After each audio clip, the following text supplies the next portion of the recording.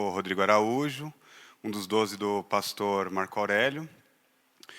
E tive pensando o que eu deveria falar para vocês hoje quando eu fui convidado para dar um testemunho aqui do que aconteceu com a minha vida. E já, graças a Deus, eu orei, pedi para Deus o que eu deveria fazer e já recebi a confirmação do que vai ser falado aqui, através ali da vida do Ricardo, através do outro testemunho que fala de pai para filho e todas essas coisas assim.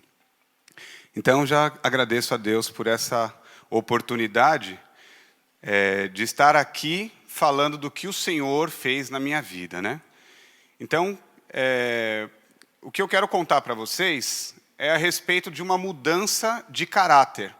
Tem N coisas que eu poderia falar para vocês, que poderia ser a respeito de finanças, a respeito de casamento, a respeito de, N coisas aí de empresa, área profissional, enfim. Mas eu, quando estava orando, senti assim, muito da parte de Deus de comentar a história de uma mudança de caráter, que é o principal motivo que Jesus te chamou aqui. Ele quer, além de que você seja salvo, né, para você ser salvo, basta você aceitar Jesus como único Senhor e Salvador, glória a Deus, porque isso daí é o que vai fazer a diferença na sua vida. Mas Ele quer que você viva a plenitude dEle aqui na terra. Ele não quer que você apenas seja salvo e, ótimo, vai para o céu e acabou, amém. Ah, lá vai ser tudo bonitinho. Não, lá vai ser excelente, graças a Deus. Mas a Bíblia nos relata que nós devemos viver a glória do Senhor aqui na terra. Né? A Bíblia nos fala isso, que nós viveríamos as bênçãos do Senhor aqui na terra. Amém? Então, eu estou chamando esse testemunho aqui de um caminho errado que eu segui. Né? Vou tentar ser bem breve assim na leitura, porque me deram aqui 20 minutos e eu quero não fugir aqui da leitura, que eu já dei uma cronometrada em casa para poder dar certo. Amém? Então vamos lá. Caminho errado. Meu objetivo através desse testemunho é de relatar minhas experiências negativas por conta de um pecado que estava oculto na minha vida, para que você não ande por esse caminho. Aquela história, né? Que nós falamos aqui já algumas vezes, né? Pecados que estão guardados e que você não confessa, isso daí você entra num processo negativo, né? Ao invés de ser ascendente, é descendente, né? E isso te traz vários prejuízos ao longo da sua vida.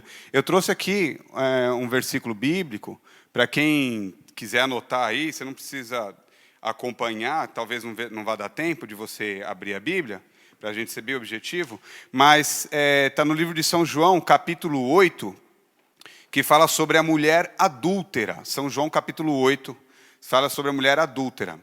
No versículo 3 em diante está escrito assim: os escribas e fariseus trouxeram à sua presença uma mulher surpreendida em adultério, foi pega em adultério, e fazendo-a ficar de pé no meio de todos, disseram a Jesus: mestre, essa mulher foi apanhada em flagrante adultério. Na lei nos mandou Moisés que tais mulheres sejam apedrejadas. Tu, pois, o que dizes?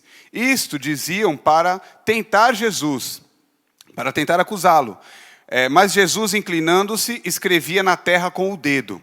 Como insistissem na pergunta, Jesus se levantou e lhes disse: aquele que dentre vós estiver sem pecado, seja o primeiro que atire a pedra. Lógico que ninguém atirou a pedra, porque todos pecaram. Fala comigo, todos pecaram. Segundo a lei, não teve um que seria salvo, mas graças a Deus que veio Jesus e nos dando a unção da graça, né? Vocês vão aprender bastante, porque a maioria está conhecendo agora, né? Mas Jesus veio para te perdoar, veio para me perdoar, veio para nos trazer vitória sobre todo pecado, sobre toda a lei. Se você pecou ou teve pecado, seja o que for, ou ainda tem algum pecado, você vai se surpreender aqui com o que eu vou falar. Eu não tenho mais esse pecado, graças a Deus, mas fique sabendo que Deus só está esperando o seu passo, né? É o que o pastor Carlos Henrique falou, que quando você decide, né, por Deus e decide uma mudança de dentro para fora, lembrando que terno não traz nada, é muito difícil eu vir de terno, mas hoje pela oportunidade eu falei, não, eu quero ir bonito. Minha esposa falou assim, vai bem bonito, vai cheiroso. Eu falei, tá bem, bonito e cheiroso, né? Amém. Então, mas Deus te conhece de dentro para fora. A Bíblia fala que Ele te conheceu antes de você ser formado, sim ou não? Sim, né? Então vamos lá. Conhecia Jesus quando tinha 19 anos, e aos 21 anos fui ungido missionário. Eu tenho agora pouquinho mais que 21. Aos 21 anos fui ungido missionário, e viajei durante 4 anos, levando o evangelho para o interior de São Paulo e para o sul e sudeste do Brasil. Saí viajando, levando o evangelho. Logo cedo, assim, quando eu cheguei na igreja, eu já fui ungido a missionário para poder fazer as missões. Em minhas viagens, preguei em diversas igrejas e apresentava semanalmente um programa de rádio em Assis, interior de São Paulo. Tem alguém que é de Assis aqui, não tem? Cadê? Tinha um moço que era de Assis, acho que ele foi lá fora. Ele estava comentando comigo esses dias. Com isso, houveram conversões e muitos milagres Deus operou através de minha vida. Durante 10 anos de conversão, eu prosperava e perdia tudo, por conta de um pecado oculto que carregava. O pecado da pornografia. Ai, Rodrigo, que pesado isso. Não. Deus está aqui, tocou no meu coração, foi uma coisa debaixo de oração, porque isso vai trazer cura para qualquer um que estiver aqui.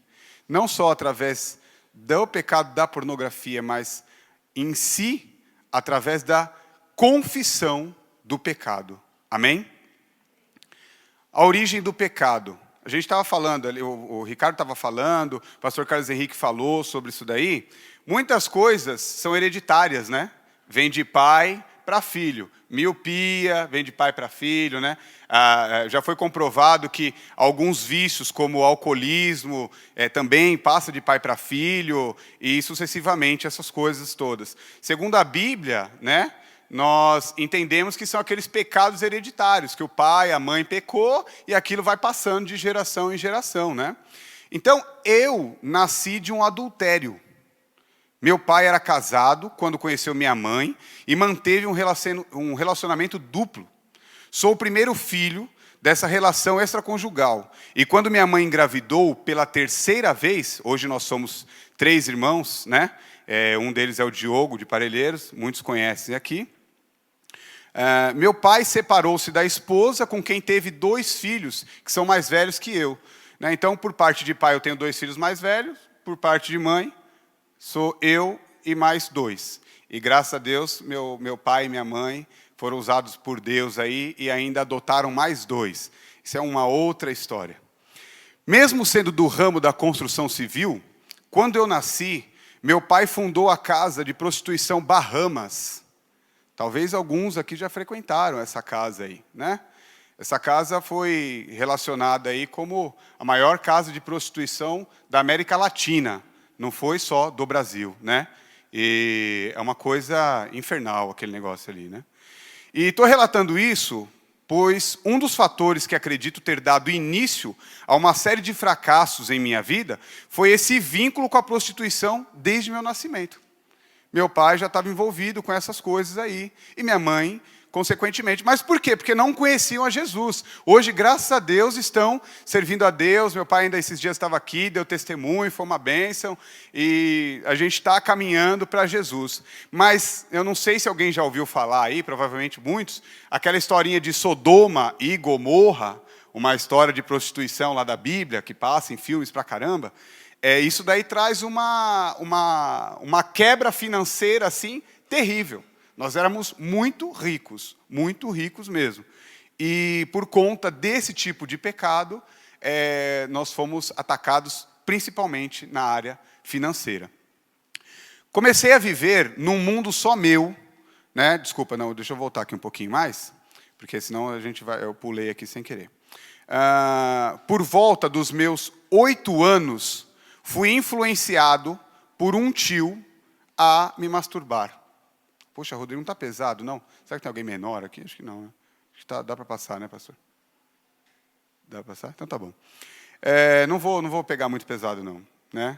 Mas isso daí é para contar que, às vezes, dentro da nossa família, nós somos atacados por espíritos malignos, influenciadores, através de um tio, através de um primo, através até mesmo de um amigo e tudo mais. E eu quero que vocês prestem bastante atenção nessa relação entre pai e filho, né? Entre mãe e filho, e enfim, porque isso entra normalmente por uma porta chamada pai e mãe. Tá? A gente que é pai, hoje eu sou pai, né? E a gente precisa estar atento sobre isso daí. O pastor Carlos Henrique falou a mesma coisa agora há pouco.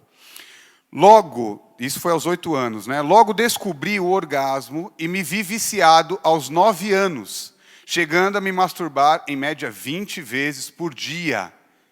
E isso começou a afetar minha vida social. Poxa, Rodrigo, com 9 anos? 9 anos. Comecei a viver num mundo só meu, onde eu decidi o que era bom para mim, sem censuras, pois a palavra não, tão boa para a educação do filho, faltou para mim na hora mais necessária. Como já não bastasse a masturbação, comecei a ser pressionado pelo meu próprio pai a ter namoradas. Imagina, gente, com 10 anos de idade, o pai forçando, não, você tem que ser homem. Você tem que catar, você tem que pegar, você tem que isso, tem que fazer, tem que acontecer, aquilo outro, né? Aquele pensamento do mundo, né? Homem é aquele que fica com diversas mulheres, né? Hoje sei que homem é o que se dispõe a cumprir os princípios de Deus. Amém? Como eu era criança e a minha sexualidade foi despertada e eu vivia brincando na rua sem a administração de meus pais, sentei numa rodinha de amiguinhos, aquela rodinha que o Salmo de número 1 fala, né? A roda dos escarnecedores, que estavam vendo revistas pornográficas. Aí ajuntei o inútil com o desagradável, a masturbação e a pornografia. Aos 15 anos, descobri o sexo com uma namorada. E minha mãe, que nunca havia me mencionado um não, aquele filhinho mimadinho, né? Que com 14 anos tinha um Pontiac, um 144, aquele que só tem 100 no Brasil até hoje, né? Resolveu proibir meu namoro. Aí não dá mais, né? Aí já era tarde, nunca falou um não, né? Quando foi falar, já tinha passado do tempo. Eu estava viciado e tinha conquistado o que tanto buscava, que era o sexo diário, né?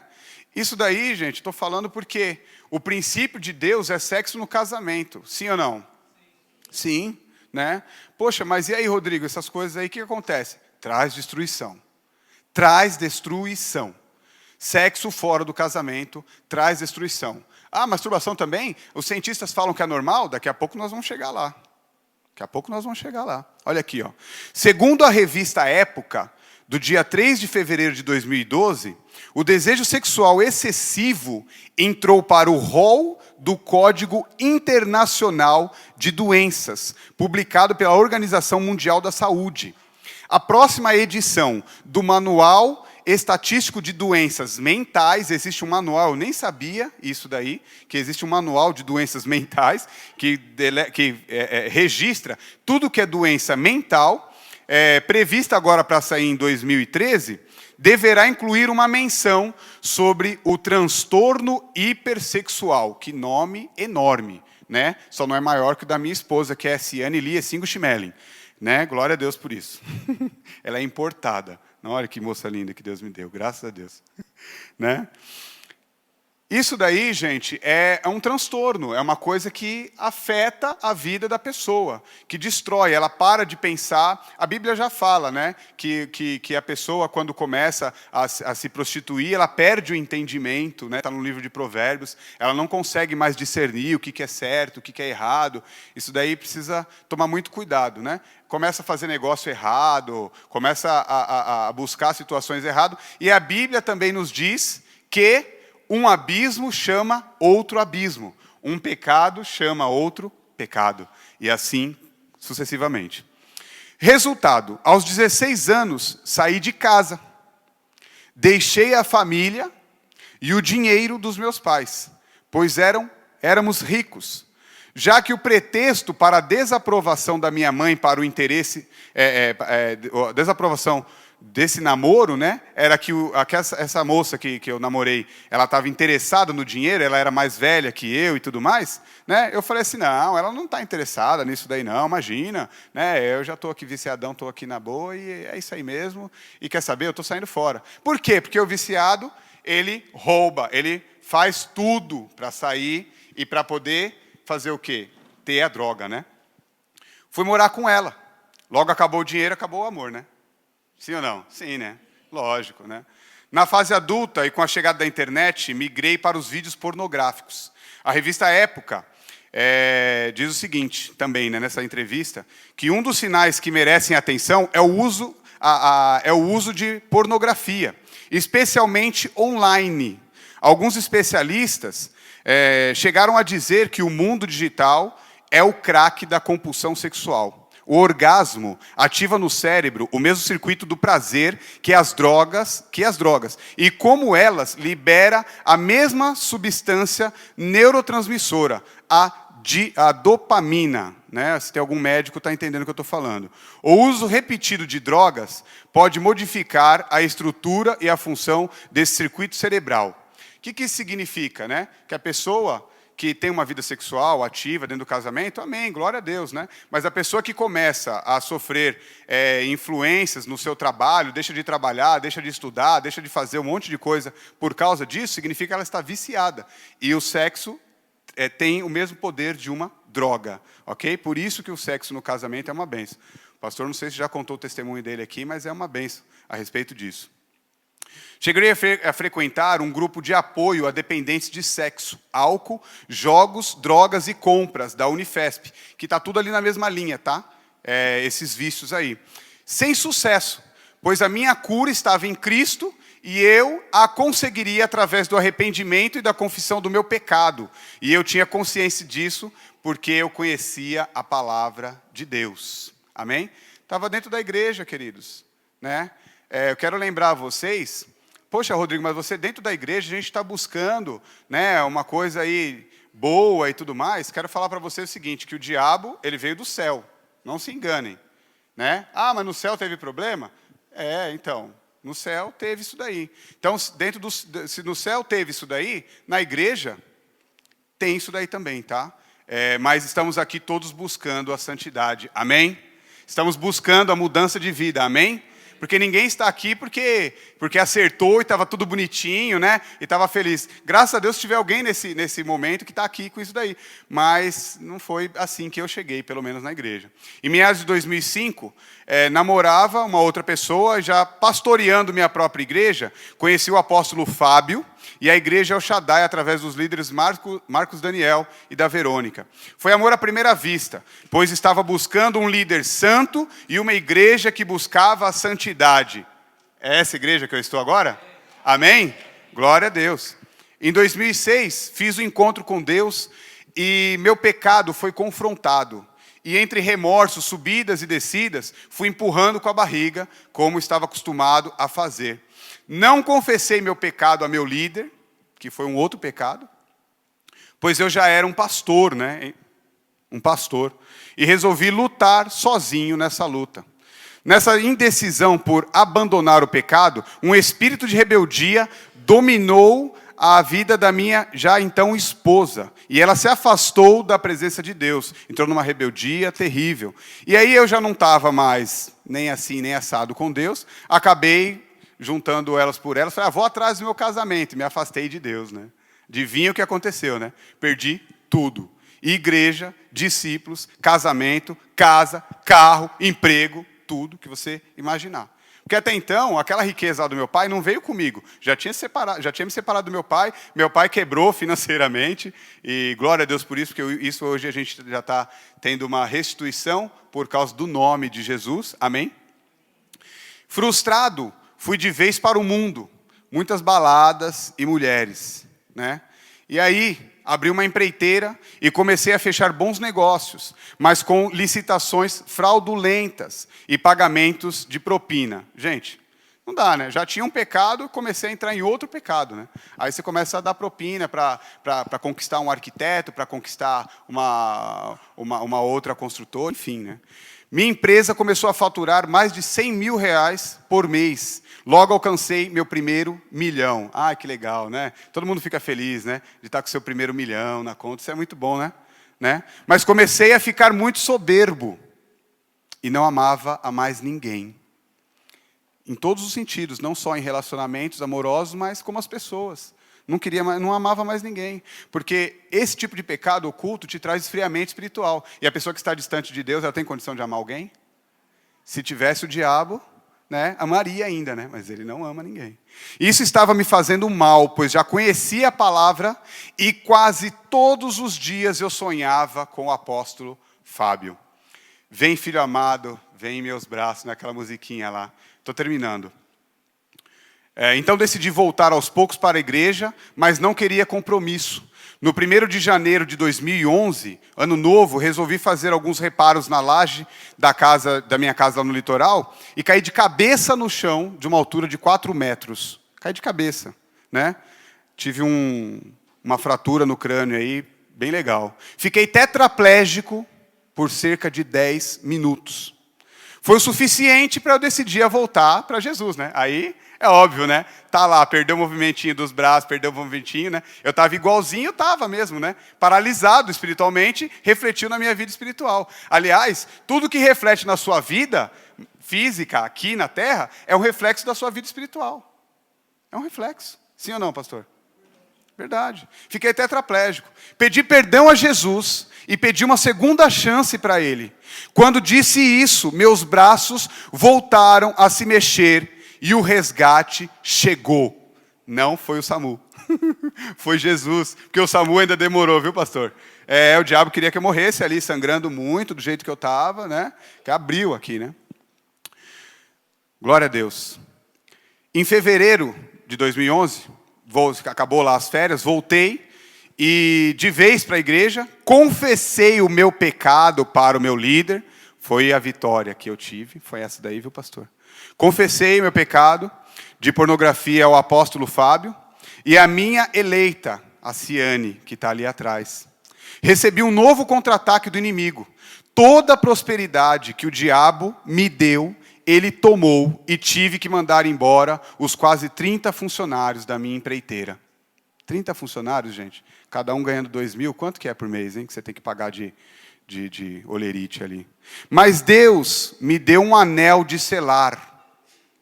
Deus me deu um anel de selar. Quem conhece a história do filho pródigo, né? Ele se alegrou porque o filho pródigo havia voltado. Amém? Filho pródigo significa o filho gastão. O filho que vai e torra tudo. Pródigo é gastão, viu? Não é o filho que volta, é o filho que gasta. E aí voltei para a casa do pai. Essa é a casa do pai. Descobri que o meu maior bem é o meu relacionamento com Deus. E como está escrito, buscar em primeiro lugar o reino de Deus e a sua justiça, e as outras coisas vos serão acrescentadas. E em outubro de 2011, casei com a Ciane. Hoje temos um casamento santo. Estou livre do pecado da pornografia. O acusador não tem mais poder sobre a minha vida. Mas como é que você prova isso daí? Sou 12 do pastor Marco Aurélio. Deus está restaurando meu ministério. Estou com minha célula. E já houve curas divinas na minha célula. Pois orei por uma estéril há pouco tempo atrás. E Jesus abriu a sua madre. Ela deu à luz agora, recentemente. Né? Isso é um sinal de Deus. Isso é um sinal de Deus, de restituição. Orei por mais 2 pessoas que estavam desenganadas na UTI e Jesus levantou as 2. Os médicos já tinham dado fatality para ela, né? Finish, né? A restauração da minha empresa começou, pois já fechei novos orçamentos. Amém, graças a Deus por isso. Voltei a ser dizimista na casa do Senhor, ofertante, primiciador. E uma das reformas que eu fechei está aqui do lado. Vocês podem contemplar aí, que é a reforma da igreja. Quem está fazendo é a minha empresa, sou eu. Isso tudo é um sinal para mim de que tenho sido aprovado por Deus e que se cumpra todos os dias, em todas as áreas da minha vida e da sua vida, esse versículo: a glória desta última casa será maior que a da primeira casa, em nome de Jesus. Amém. E graças a Deus. É isso aí.